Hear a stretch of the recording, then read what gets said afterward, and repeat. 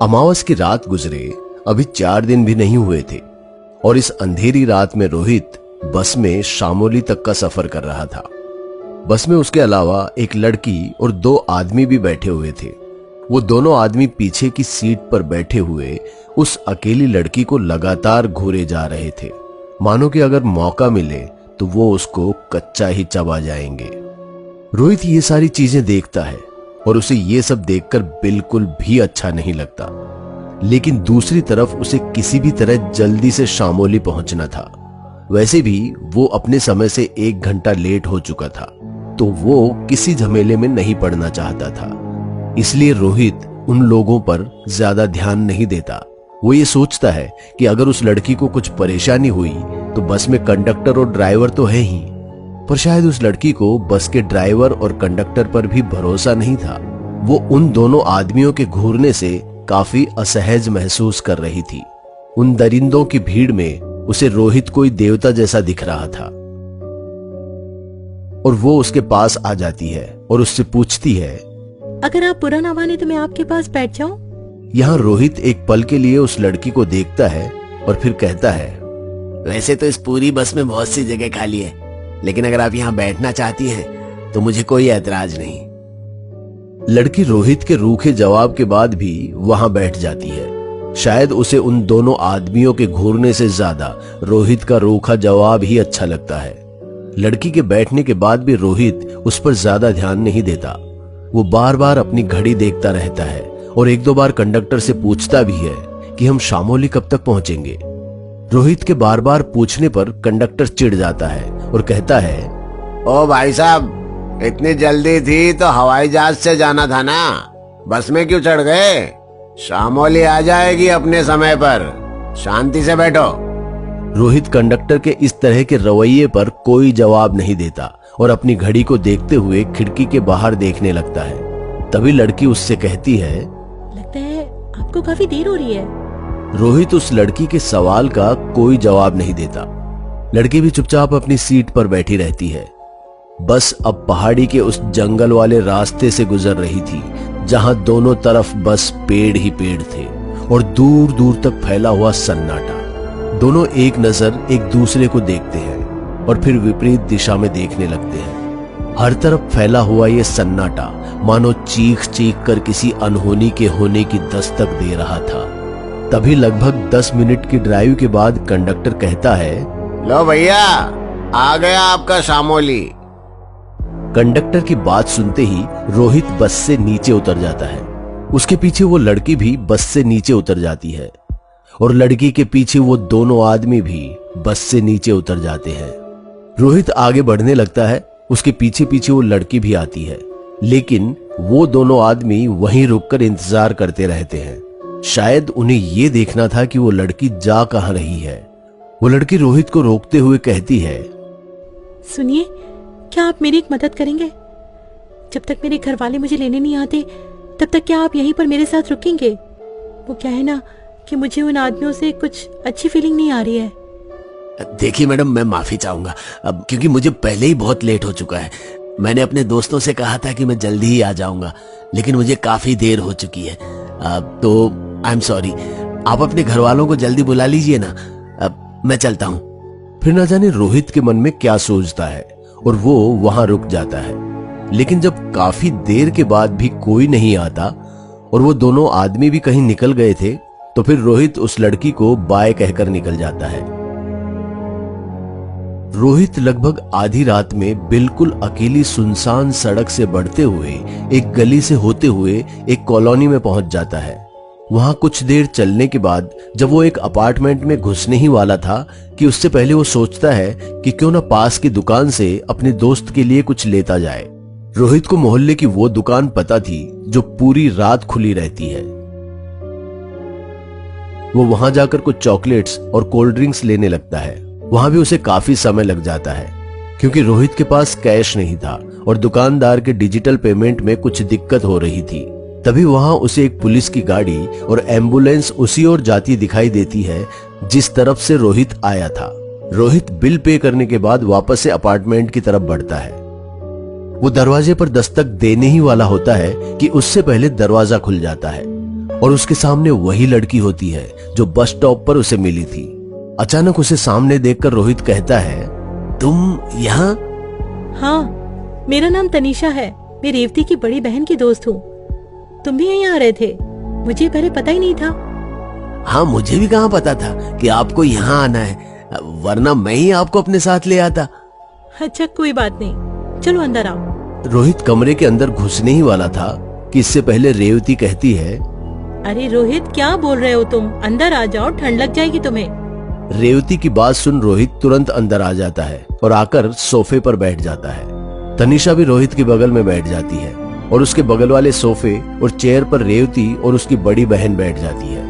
रेवती रोहित के लाए हुए चॉकलेट्स को देखकर खुश हो जाती है और रोहित को थैंक्स कहने लगती है। रोहित तनीषा को देखकर मुस्कुराता है, लेकिन कोई बात नहीं करता, क्योंकि उसे लगता है कि अगर उसकी दोस्त को पता चलेगा कि वो तनीषा को यूं ही बस स्टॉप पर छोड़कर अकेले आ गया था, तो सभी उसके बारे में क्या सोचेंगे।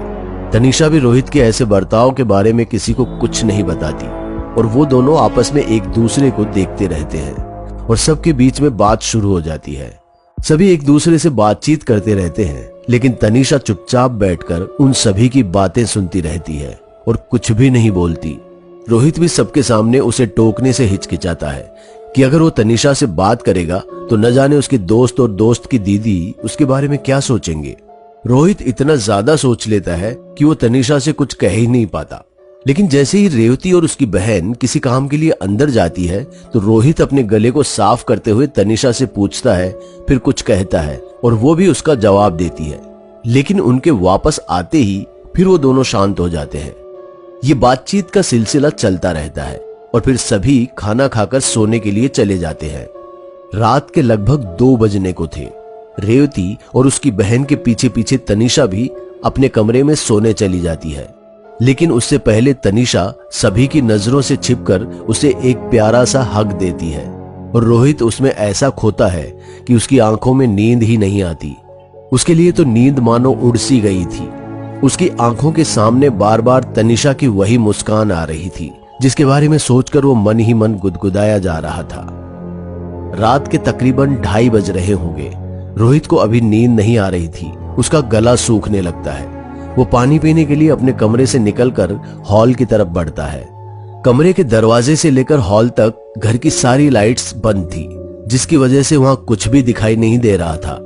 रोहित अपने मोबाइल की डिस्प्ले लाइट से हॉल तक पहुंचता है और वहां जाकर लाइट्स की स्विच ऑन करता है और जैसे ही पीछे मुड़ता है उसके पीछे तनीषा खड़ी होती है, जिसे देखकर रोहित कांप जाता है। लेकिन जैसे ही वो देखता है कि तनीषा है तो फिर अपने डर पर काबू पाने की कोशिश करता है और ऐसे दिखाता है जैसे कि उसे कुछ हुआ ही नहीं। लेकिन तनीषा का बर्ताव अब बदला बदला सा लग रहा था। वो पहले से काफी शांत लग रही थी।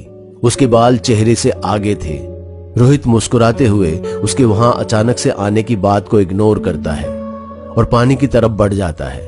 मटके से पानी का गिलास भरता है और गिलास को जैसे ही अपने मुंह की तरफ बढ़ाता है कि एक बार फिर से तनीषा उसके चेहरे के ठीक सामने खड़ी होती है।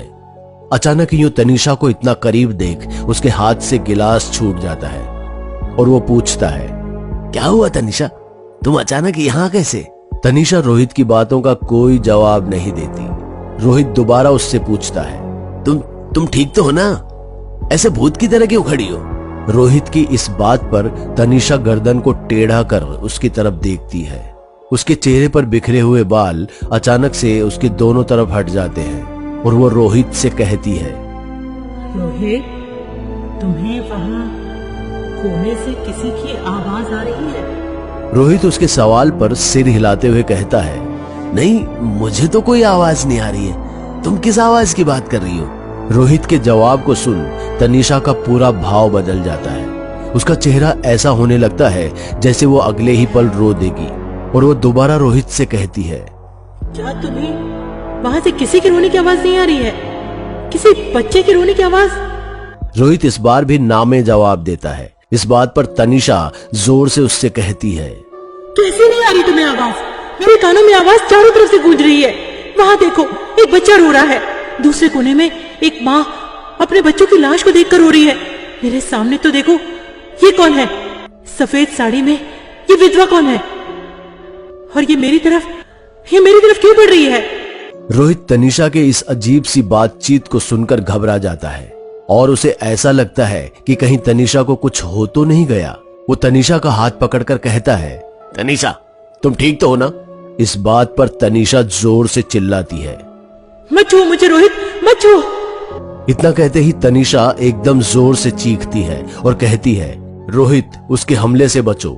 रोहित ये देखने के लिए जैसे ही पीछे मुड़ता है कि किसके हमले से बचना है, वैसे ही उससे पीछे से ऐसा लगता है कि उसके सामने से अचानक एक इंसान अपने मुंह को खोलते हुए चीख रहा है और उसके हाथ में कुल्हाड़ी है। लेकिन अगले ही पल वो रोहित के बेहद नजदीक आकर अचानक से गायब हो जाता है। रोहित डर के मारे झटके से नीचे गिर जाता है, जैसे कि मानो उसे किसी ने धक्का दे दिया हो, और वो तनीषा के पैरों में गिरा हुआ था। मैंने कहा था ना रोहित, वहां कोई है, इस कोने में भी, उस कोने में भी, तुम्हारे पीछे भी, और यहाँ मेरे अंदर भी। अचानक से तनीषा का पूरा सिर 180 डिग्री तक घूम जाता है और उसका चेहरा पीछे और बाल आगे की ओर आ जाते हैं। ये देखकर रोहित की चीख निकल जाती है और उसकी आंखें बंद हो जाती है। उसकी चीख सुनकर उसके दोस्त और उसकी बड़ी दीदी हॉल में आ जाती है और वो देखते हैं कि रोहित बेहोश पड़ा हुआ है। वो रोहित को किसी तरह होश में लाने की कोशिश करते हैं और उसके बाद जब रोहित होश में आता है तो पूछता है, तुम्हारी दीदी की वो दोस्त कहाँ है? उसकी गर्दन टेढ़ी हो गई थी। रोहित की इस बात पर रेवती कहती है, मेरी दीदी की कौन सी दोस्त? यहाँ तो बस हम 3 ही हैं। रोहित कहता है, अरे नहीं, हम 3 कैसे? वो तनीषा कहाँ है, तेरी दीदी की दोस्त? रोहित की इस बात पर रेवती की बहन कहती है, कौन तनीषा? मेरी तो तनीषा नाम की कोई दोस्त है ही नहीं। रोहित कहता है, अरे ऐसा कैसे हो सकता है? वो कल रात को यहीं पर बैठी थी, तुम्हारे बगल में, जब हम सब लोग बैठकर बातें कर रहे थे। वो बार बार मुझे देखकर मुस्कुरा रही थी। रोहित को घबराता हुआ देखकर रेवती सबसे पहले अपने दोस्त को शांत करती है। उसके बाद वो उससे कहती है, रोहित, यकीन मानो, यहाँ हम तीनों के अलावा और कोई नहीं है। हम तो कल रात को ये सोचकर परेशान हो रहे थे कि आखिर हम दोनों से नजरें हटाकर आखिर तुम किसे देखकर मुस्कुरा रहे थे। मुझे लगा कि शायद तुम ट्रैवल करके थक गए हो, इसीलिए ऐसा कर रहे हो। इस बात पर रोहित कहता है, क्या तुम मुझे पागल समझ रही हो? मैं बता रहा हूँ ना कि कल हम तीनों के अलावा वो लड़की भी यहाँ थी जिसका नाम था तनीषा। वो रात को मेरे साथ बस में आई थी। शामोली के बस स्टैंड पर वो मेरे साथ उतरी भी थी और मुझे रुकने के लिए कहा था ताकि वो उन 2 आदमियों से बच सके। लेकिन जब मैं यहाँ आया तो वो तुम्हारे घर पर थी, पर अब वो कहाँ चली गई? रोहित की इस बात पर रेवती को गुस्सा आ जाता है और वो कहती है, बस रोहित, बहुत हुआ, अब तुम आराम करो, हम कल बात करेंगे। इतना कहकर वो दोनों कमरे के अंदर सोने चली जाती है। लेकिन रोहित की आंखों में नींद नहीं थी। बार बार उसके सामने बस में बैठी तनीषा नजर आ रही थी और दूसरी तरफ वो तनीषा जिसकी गर्दन अचानक से घूम गई थी। इसी उधेड़बुन में सुबह हो जाती है और रोहित की आंखें खुलती है और वो वहां से निकल जाता है, जबकि वो पूरे हफ्ते वहां रुकने वाला था। लेकिन जो भी यहाँ इस फ्लैट में कल रात उसके साथ हुआ, उसके बाद वो सुबह ही उस फ्लैट से बिना किसी को बताए वहां से निकल जाता है और वापस जब वो बस स्टॉप पर पहुंचता है तो वहां काफी भीड़ लगी हुई थी। पुलिस की वैन और एम्बुलेंस जो कल रात उसने वहां देखी थी वो भी वहीं खड़ी हुई थी। आगे बढ़कर रोहित ने जब देखा कि हो क्या रहा है तो उसकी आंखें फटी की फटी रह जाती है, क्योंकि वहां तनीषा की लाश पड़ी थी। और तो और कुछ लोग उसकी लाश के आसपास इन्वेस्टिगेशन कर रहे थे। वह पहुंचने पर पता चलता है कि कल रात कोई उसके साथ हैवानियत कर वहीं पर मरता हुआ छोड़कर भाग गए। जब सामने से दूसरी गाड़ी आई तो उस गाड़ी वाले ने ही पुलिस को इन्फॉर्म किया। लेकिन जब तक पुलिस और एम्बुलेंस वहां पहुंचती, लड़की की जान जा चुकी थी। आईडी कार्ड पर उस लड़की का नाम तनीषा था। उसे वहां मरा हुआ देख रोहित फूट फूट कर रोने लगता है।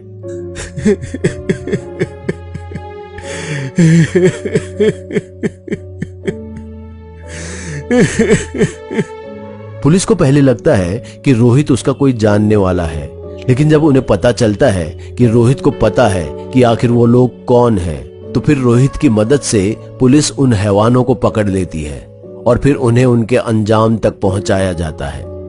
रोहित उस रात के बाद ऐसा बदला कि अब उसे कभी भी कोई लड़की अकेली दिखती है और उसे उसकी मदद की जरूरत होती है तो वो उसका साथ तब तक नहीं छोड़ता जब तक कि वो लड़की सेफ महसूस नहीं करती है।